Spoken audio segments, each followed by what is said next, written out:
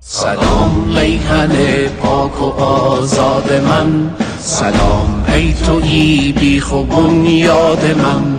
شدی اینک آزاده و با شکوه، جهان بشنود شور و فریاد من.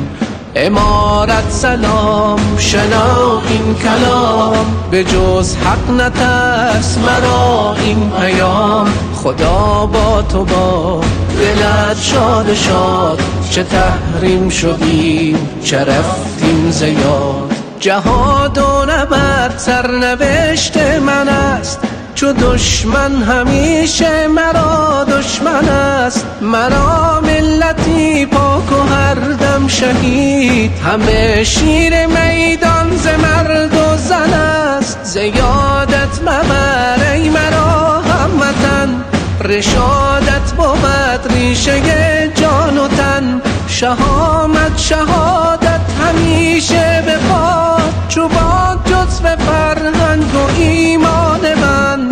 تباهی سرانجام اشغالگر است، اگرچه به هر جا بزرگ و سر است.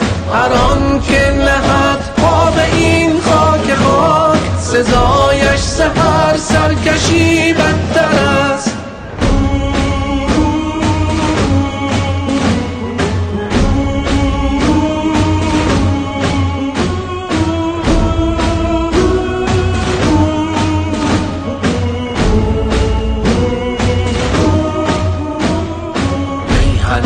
میهنم ای روح و تنم، پر از مهر توست دل و دامنم.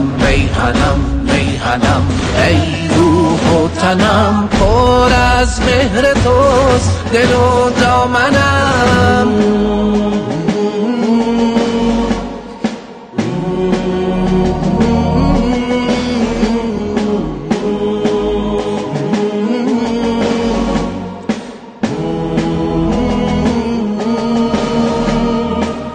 دعای من بر میهن است، صلح و امنیت صفا و گلشن است.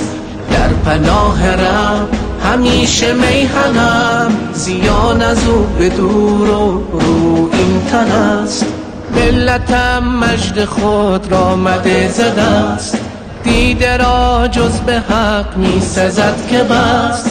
راه تو راه پاک و پرخطر، نترسی از جور و زور یا گر شکست. همه بشنوید کجایید شما، در این خاک پاک به لطف خدا.